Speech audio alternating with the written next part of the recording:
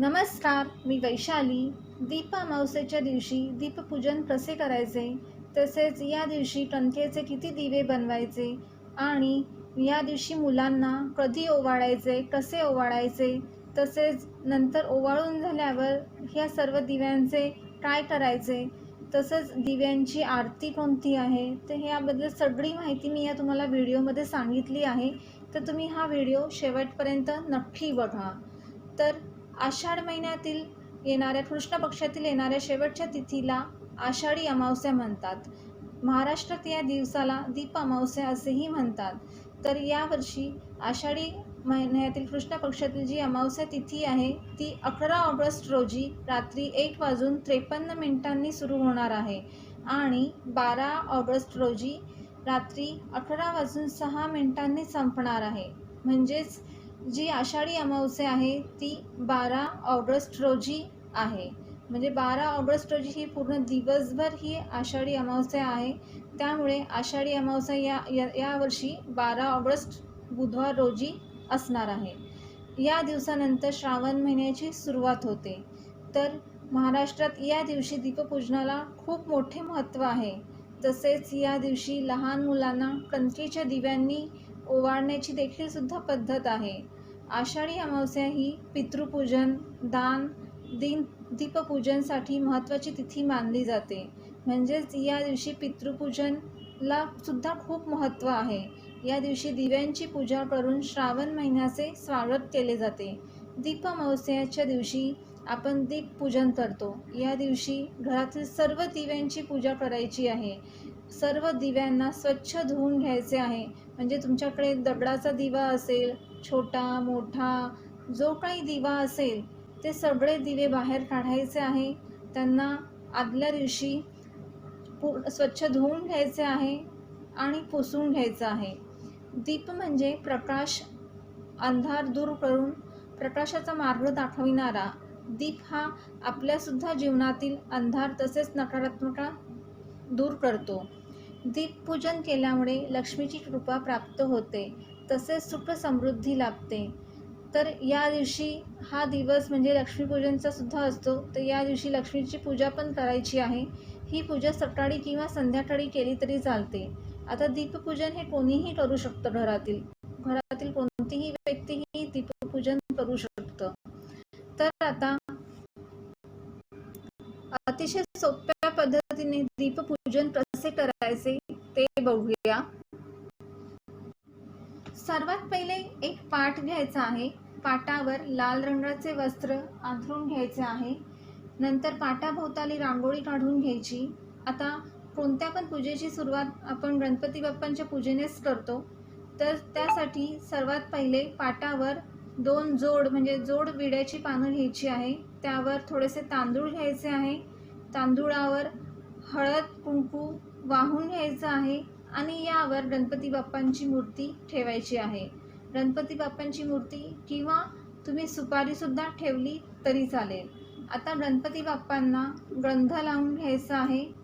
तसेच अक्षता वाहायच्या आहे, दुर्वा वाहायच्या आहे आणि फूलसुद्धा वाहून घ्यायचं आहे.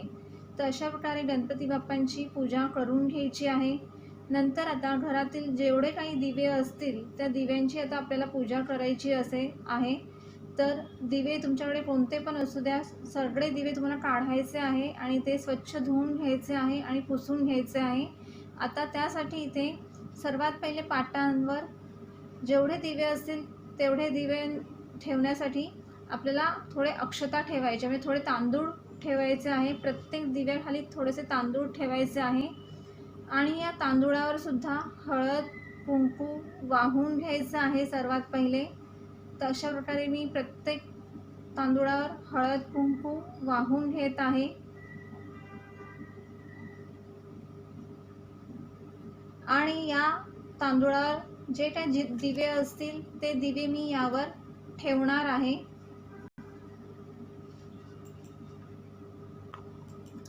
ही पूजा तुम्ही सकाळी किंवा संध्याकाळी करू शकता. तसंच दीपपूजन केल्यामुळे लक्ष्मीची कृपा प्राप्त होते, तसेच सुख समृद्धी लाभते. त्यामुळे ही पूजा नक्की करा या दिवशी. तसंच या दिवशी आपल्या घरातील मुलामुलींना दिव्याने ओवाळायची पद्धत आहे.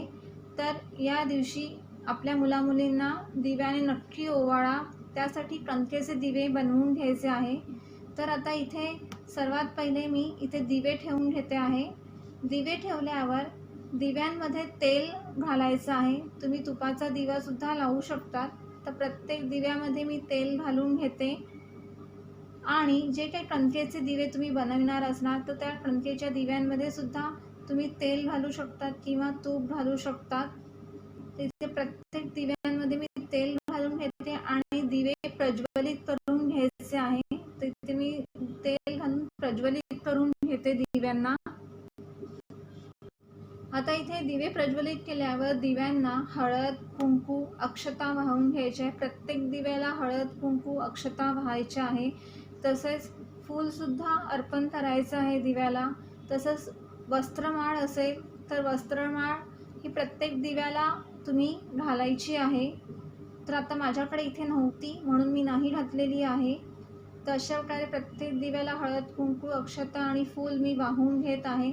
या दिवशी आता कणकेचे दिवे किती बनवायचे, तर या दिवशी कणकेचे दिवे 7 किंवा 9 किंवा 11 असे बनवायचे आहे.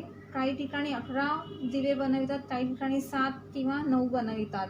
आणि आता ह्या दिव्या बनविताना यामध्ये मीठ अजिबात घालायचं नाही आहे. थोडीशी हळद, थोडंसं गूळ घालू शकतात.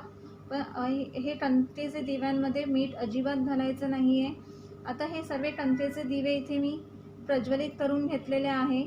अशा प्रकारे या दिव्यांनी ओवाळायचं आहे या दिव्यांना सर्वांना आणि नंतर अगरबत्तीने ओवाळून घ्यायचं आहे. जे काही आपण कणकेचे दिवे लावले त्यांनासुद्धा हळद, कुंकू, अक्षता वाहून घ्यायचे आहे. फूल अर्पण करायचं आहे आणि नंतर सर्वात शेवटी धूप अगरबत्तीने ओवाळून घ्यायचं आहे आणि दिव्यांची आरती म्हणायची आहे. दिव्यांची आरती मी तुम्हाला सगळ्यात शेवटी दिलेली आहे, ती तुम्ही नक्की बघा. शुभं करोति कल्याणं आरोग्यं धनसंपदा शत्रुबुद्धि विनाशाय दीपज्योतिर्नमस्तुते. दिव्या दिव्या दीपोत्तार कानी कुंडलमोतीहार. दिव्याला पाहून नमस्कार, दिवा लावला देवांपाशी. उजेड पडला तुळशीपाशी, माझा नमस्कार सर्व देवांपाशी. हा श्लोक म्हणायचा आहे आणि सगळ्यात शेवटी दिव्यांची जी आरती मी तुम्हाला दिलेली आहे ती आरती म्हणायची आहे. तर आता अशा प्रकारे ही पूजा करून घ्यायची आहे. तर आता आपण बघूया की सांगते मी तुम्हाला की आपल्या मुलांना कसं ओवाळायचं आहे. आता आपल्या मुलांना संध्याकाळी ओवाळायचं आहे. आता ओवाळताना एक ताट घ्यायचं आहे. ताटामध्ये 2 कणकेचे दिवे घ्यायचे आहे. तर एक लक्षात ठेवा, ज्या वेळेस आपण आपल्या मुलांना ओवाळणार तेव्हा तुपाच्या दिव्याने कधीच ओवाळायचं नसतं, हे लक्षात ठेवा. तेलाच्याच दिव्याने ओवाळायचं असतं. ठीक आहे. आता एका ताटामध्ये 2 दिवे घ्यायचे. तसंच एखादी सोन्याची वस्तू घ्यायची, म्हणजे अंगठी घेतली तरी चालेल. एक सुपारी घ्यायची आहे. हळद, कुंकू, अक्षता घ्यायची आहे आणि काहीतरी गोड असा पदार्थ घ्यायचा आहे. ठीक आहे. नंतर आता सर्वात पहिले मुलांना हळद, कुंकू लावून घ्यायचं आहे. नंतर जी काही सुपारी आहे ती सुपारीची डोक्यावरून फिरवायची आहे.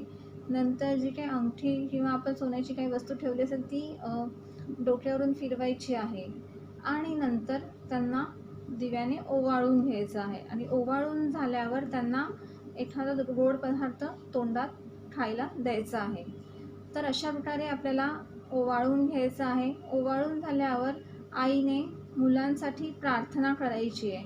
आता काय प्रार्थना करायची मी तुम्हाला सांगते की माझ्या मुलांना चांगले आयुष्य दे, तसेच त्यांना सुखी ठेव, तसेच त्यांचे सर्व संकटातून रक्षण कर. अशा प्रकारे हात जोडून प्रार्थना करायची आहे.